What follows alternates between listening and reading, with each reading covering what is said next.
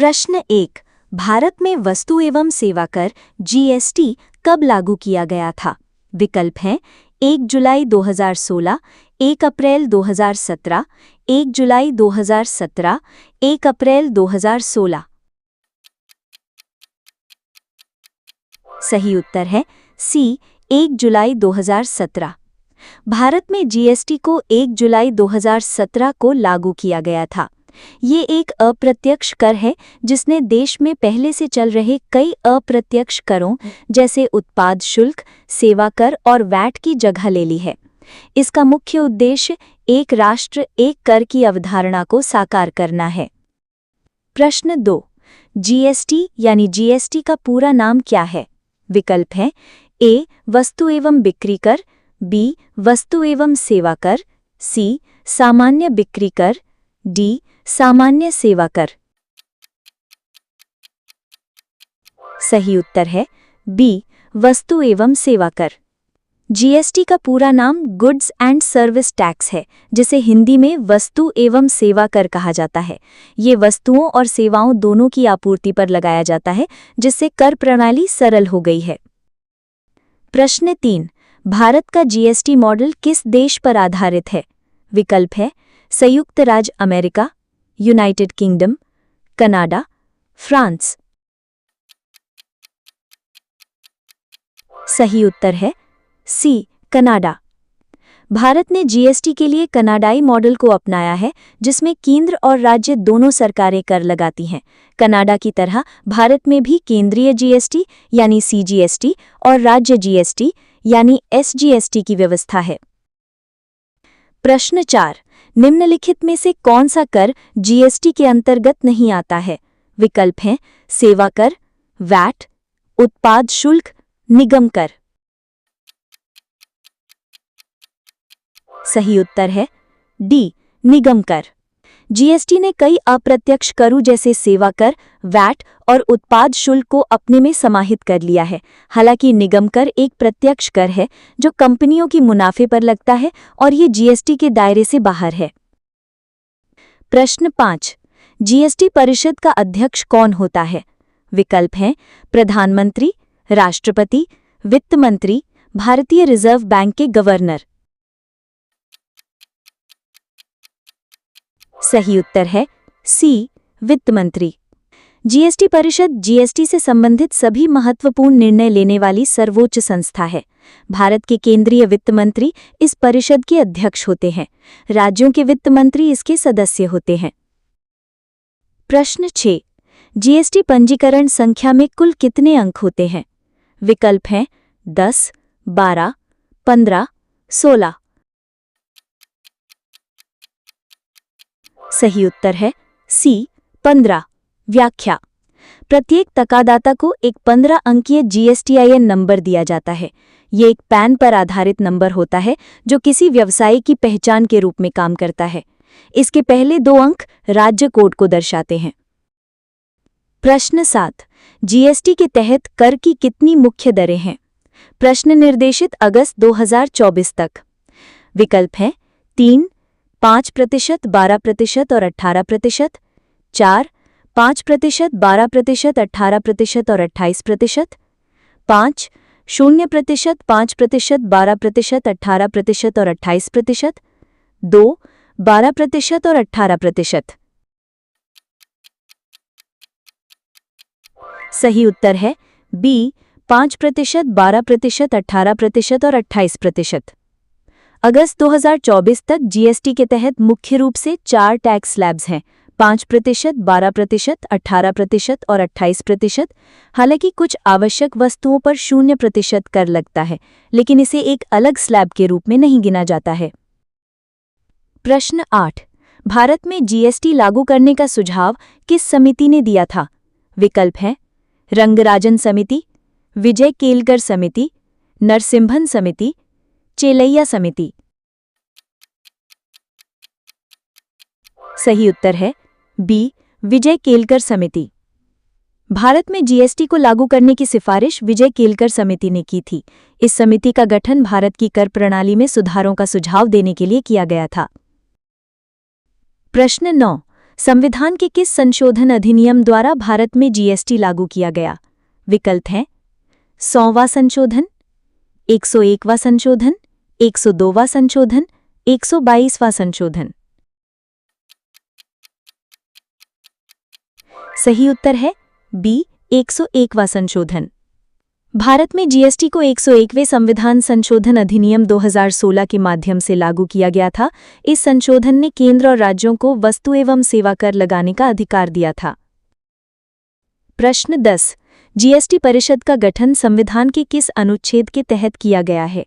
विकल्प हैं अनुच्छेद 270, अनुच्छेद 279 ए, अनुच्छेद 280, अनुच्छेद 370। सही उत्तर है बी अनुच्छेद 279 ए।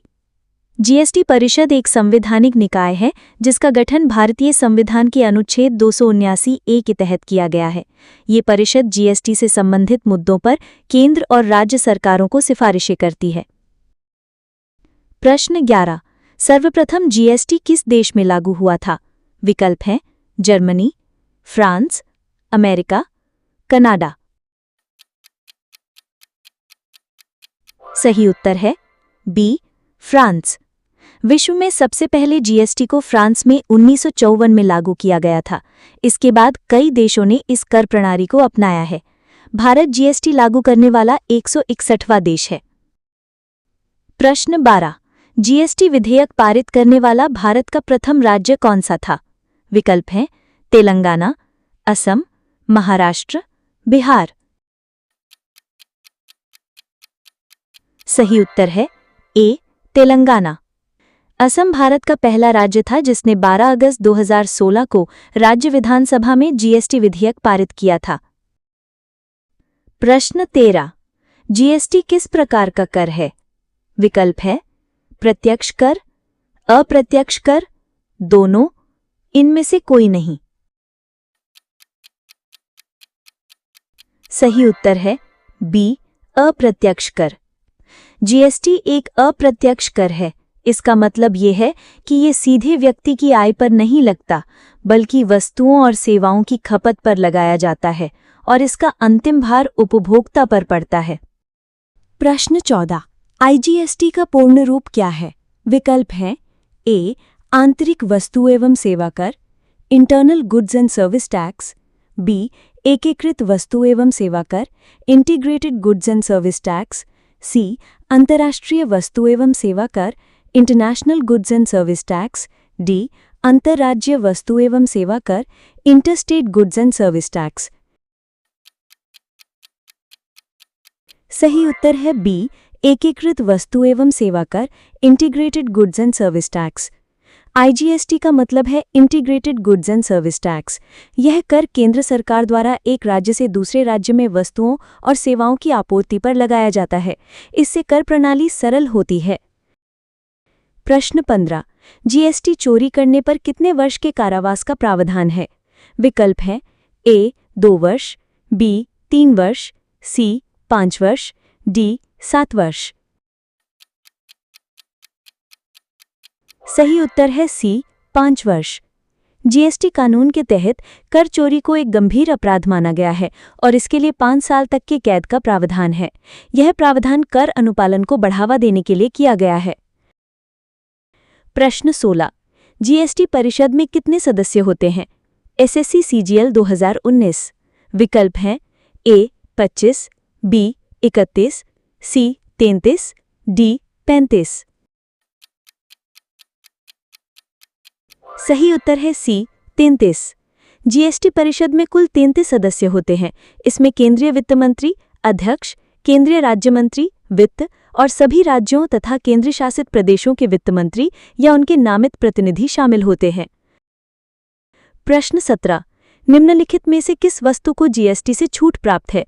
विकल्प हैं ए मोबाइल फोन, बी पेट्रोल और शराब, सी पैकेज्ड फूड, डी रेडीमेड कपड़े। सही उत्तर है बी पेट्रोल और शराब।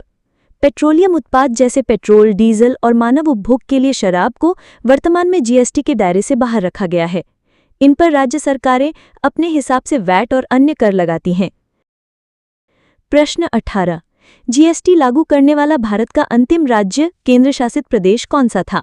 विकल्प हैं ए. लद्दाख, बी. जम्मू और कश्मीर, सी. अंडमान और निकोबार द्वीप समूह, डी. सिक्किम। सही उत्तर है बी. जम्मू और कश्मीर।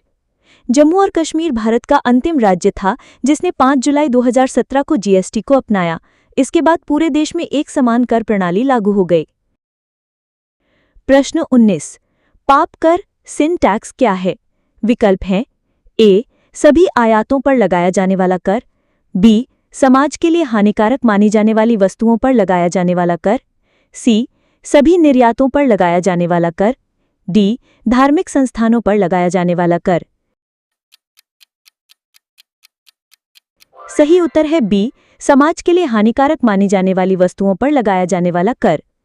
पाप कर उन वस्तुओं पर लगाया जाता है जिन्हें समाज के लिए हानिकारक माना जाता है, जैसे तंबाकू उत्पाद और वातित पेय। इसका उद्देश्य इन उत्पादों की खपत को कम करना है। प्रश्न 20। जीएसटी के तहत इनपुट टैक्स क्रेडिट का क्या अर्थ है? विकल्प हैं ए. उत्पादन पर कर छूट, बी. निर्यात पर कर वापसी, सी. खरीद पर चुकाए गए कर पर क्रेडिट जिसका उपयोग बिक्री पर कर चुकाने के लिए किया जा सकता है, डी. अंतिम उपभोक्ता को सीधी छूट। सही उत्तर है सी. खरीद पर चुकाए गए कर पर क्रेडिट जिसका उपयोग बिक्री पर कर चुकाने के लिए किया जा सकता है।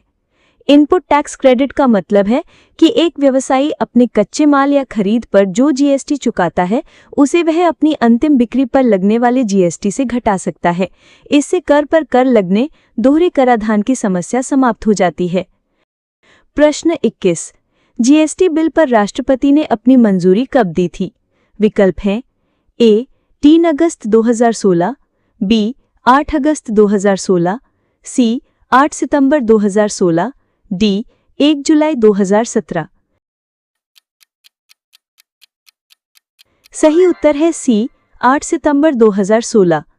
लोकसभा और राज्यसभा से पारित होने के बाद जीएसटी विधेयक को 8 सितंबर 2016 को तत्कालीन राष्ट्रपति ने अपनी सहमति प्रदान की, जिसके बाद यह एक कानून बन गया। प्रश्न 22। जीएसटी के ब्रांड एम्बेसडर कौन हैं? विकल्प हैं ए. सचिन तेंदुलकर, बी. नरेंद्र मोदी, सी. अमिताभ बच्चन, डी. विराट कोहली। सही उत्तर है सी. अमिताभ बच्चन। भारत में जीएसटी के बारे में जागरूकता फैलाने और इसे बढ़ावा देने के लिए प्रसिद्ध अभिनेता अमिताभ बच्चन को इसका ब्रांड एम्बेसडर बनाया गया है। प्रश्न 23। छोटे करदाताओं के लिए कॉम्पोजिशन स्कीम का मुख्य लाभ क्या है? विकल्प हैं ए. कोई कर नहीं देना पड़ता, बी. कम और निश्चित दर पर कर का भुगतान, सी. केवल निर्यात करने की अनुमति, डी. इनपुट टैक्स क्रेडिट का लाभ। सही उत्तर है बी. कम और निश्चित दर पर कर का भुगतान। कॉम्पोजिशन स्कीम छोटे व्यापारियों और व्यवसायों के लिए एक सरल योजना है। इसके तहत उन्हें अपने टर्नओवर पर एक निश्चित और कम दर से कर का भुगतान करना होता है, जिससे उनका अनुपालन बोझ कम हो जाता है। प्रश्न 24। गंतव्य आधारित कर डेस्टिनेशन बेस्ड टैक्स का क्या मतलब है? विकल्प हैं ए. कर उस स्थान पर लगाया जाता है जहां वस्तुओं का उत्पादन होता है, बी. कर उस स्थान पर लगाया जाता है जहां वस्तुओं और सेवाओं का उपभोग होता है, सी. कर केवल निर्यात पर लगाया जाता है, डी. कर केवल सेवाओं पर लगाया जाता है। सही उत्तर है बी. कर उस स्थान पर लगाया जाता है जहां वस्तुओं और सेवाओं का उपभोग होता है। जीएसटी एक गंतव्य आधारित कर है, जिसका अर्थ है कि कर उस राज्य को मिलता है जहां वस्तु या सेवा का अंतिम रूप से उपभोग किया जाता है, न कि उस राज्य को जहां उसका उत्पादन हुआ है। प्रश्न 25। भारत में जीएसटी दिवस कब मनाया जाता है? विकल्प हैं ए. 1 अप्रैल, बी. 1 जुलाई, सी. 8 सितंबर, डी. 31 मार्च। सही उत्तर है बी. 1 जुलाई। भारत में जीएसटी 1 जुलाई 2017 को लागू हुआ था। इसी ऐतिहासिक कर सुधार की वर्षगांठ को चिन्हित करने के लिए हर साल 1 जुलाई को जीएसटी दिवस के रूप में मनाया जाता है। प्रश्न 26। ई-वे बिल यानी ई-वे बिल क्या है? विकल्प है A. Electronic shopping bill, B. 50,000 रुपये से अधिक मूल्य के माल के अंतर्राज्यीय परिवहन के लिए एक इलेक्ट्रॉनिक दस्तावेज, सी. बिजली का बिल, डी. निर्यातकों के लिए एक बिल। सही उत्तर है बी. 50,000 रुपये से अधिक मूल्य के माल के अंतर्राज्यीय परिवहन के लिए एक इलेक्ट्रॉनिक दस्तावेज। ई-वे बिल एक इलेक्ट्रॉनिक दस्तावेज है जो तब जरूरी होता है जब 50,000 रुपये से अधिक मूल्य की वस्तुओं को एक राज्य से दूसरे राज्य में भेजा जाता है। ये कर अधिकारियों को माल की आवाजाही पर नजर रखने में मदद करता है और कर चोरी को रोकता है। प्रश्न 27। जीएसटी परिषद में राज्यों को कितना वोटिंग अधिकार दिया गया है? विकल्प हैं ए. 1/3, बी. आधा, सी. 2/3, डी. 3/4। सही उत्तर है सी. 2/3। जीएसटी परिषद में निर्णय लेने की प्रक्रिया में कुल वोटों का 2/3 भार राज्यों के पास होता है, जबकि 1/3 भार केंद्र सरकार के पास होता है। किसी भी निर्णय को पारित करने के लिए 3/4 बहुमत की आवश्यकता होती है। प्रश्न 28। जीएसटी के तहत वार्षिक टर्नओवर की वह सीमा क्या है जिसके बाद पंजीकरण अनिवार्य हो जाता है? सामान्य श्रेणी के राज्यों के लिए अगस्त 2024 तक। विकल्प हैं ए. 10 लाख रुपए, बी. 20 लाख रुपए, सी. 40 लाख रुपए, डी. 50 लाख रुपए। सही उत्तर है सी. 40 लाख। अगस्त 2024 तक सामान्य श्रेणी के राज्यों में वस्तुओं की आपूर्ति करने वाले व्यापारियों के लिए जीएसटी पंजीकरण अनिवार्य है यदि उनका वार्षिक कारोबार 40 लाख रुपए से अधिक है। विशेष श्रेणी के राज्यों के लिए यह सीमा अलग है। प्रश्न 29। वह संवैधानिक संशोधन बिल कौन सा था जिसे संसद में जीएसटी के लिए प्रस्तुत किया गया था?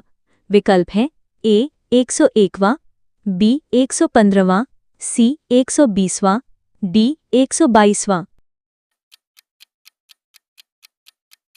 सही उत्तर है डी. 122वां।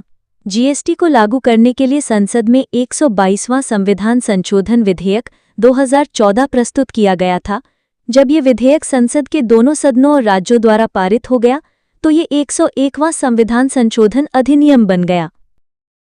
प्रश्न 30। सीजीएसटी कौन लगाता और वसूलता है? विकल्प हैं ए. राज्य सरकार, बी. केंद्र सरकार, सी. नगर निगम, डी. केंद्र शासित प्रदेश। सही उत्तर है बी. केंद्र सरकार। सीजीएसटी केंद्रीय वस्तु एवं सेवा कर केंद्र सरकार द्वारा राज्य के भीतर होने वाली वस्तुओं और सेवाओं पर लगाया और इकट्ठा किया जाता है। इसी तरह राज्य सरकारें एसजीएसटी लगाती हैं। प्रश्न 31।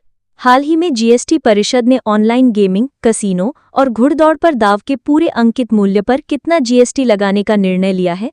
51 जीएसटी काउंसिल मीटिंग 2023। विकल्प हैं ए. 5%, बी. 12%, सी. 18%, डी. 28%। सही उत्तर है डी. 28%। हाल ही में सरकार ने एक बड़ा बदलाव किया है। अब ऑनलाइन गेमिंग, कसीनो या घुड़दौड़ में लगाए गए पैसे की पूरी रकम पर 28% जीएसटी लगेगा। इसका मतलब है कि यदि आप खेलने के लिए 100 रुपये लगाते हैं तो पूरे 100 रुपये पर टैक्स लगेगा, न कि केवल जीती हुई राशि पर। यह निर्णय 1 अक्टूबर 2023 से लागू हुआ है। प्रश्न 32। हाल ही में स्थापित किए जा रहे जीएसटी अपीलीय न्यायाधिकरण यानी जीएसएएसटी का मुख्य उद्देश्य क्या है? विकल्प है ए. जीएसटी की दरें तय करना, बी. जीएसटी से संबंधित विवादों का शीघ्र समाधान करना, सी. नए जीएसटी पंजीकरण जारी करना, डी. जीएसटी संग्रह की निगरानी करना। सही उत्तर है बी. जीएसटी से संबंधित विवादों का शीघ्र समाधान करना। जैसे स्कूल में झगड़ा होने पर आप प्रिंसिपल के पास जाते हैं, वैसे ही जीएसटी से जुड़े मामलों या विवादों के लिए एक विशेष अदालत बनाई जा रही है जिसका नाम जीएसएएसटी है। पहले व्यापारियों को हाईकोर्ट जाना पड़ता था जिसमें बहुत समय लगता था। अब ये न्यायाधिकरण जीएसटी विवादों का तेजी से और विशेषज्ञ तरीके से निपटारा करेगा।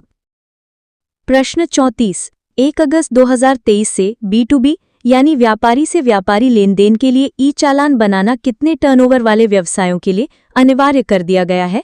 विकल्प है A 20 करोड़ रुपए, B 10 करोड़ रुपए, C 5 करोड़ रुपए, D 1 करोड़ रुपए। सही उत्तर है C 5 करोड़ रुपए।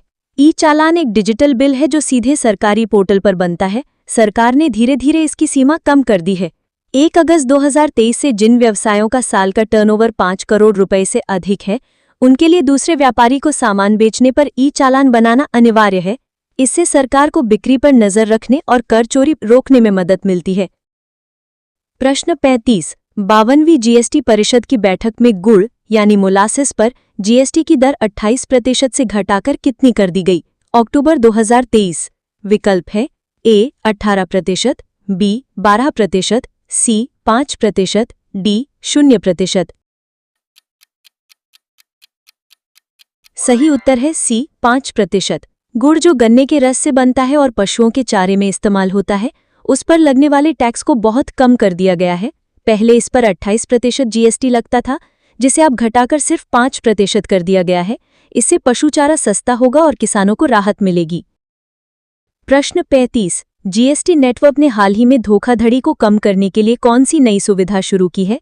विकल्प है A बायोमेट्रिक आधारित आधार प्रमाणीकरण, B केवल नकद लेनदेन की अनुमति, C हर महीने दुकान का भौतिक सत्यापन, D सभी बिलों पर फोटो अनिवार्य। सही उत्तर है A बायोमेट्रिक आधारित आधार प्रमाणीकरण। बहुत से लोग नकली कंपनियां बनाकर सरकार को धोखा दे रहे थे। इसे रोकने के लिए अब नया जीएसटी नंबर लेते समय कुछ मामलों में आवेदक को अपना अंगूठा यानी फिंगरप्रिंट लगाकर आधार कार्ड से पहचान साबित करना होगा। यह असली और नकली व्यक्ति में फर्क करने में मदद करता है, जैसे स्कूल में हाजिरी के लिए किया जाता है।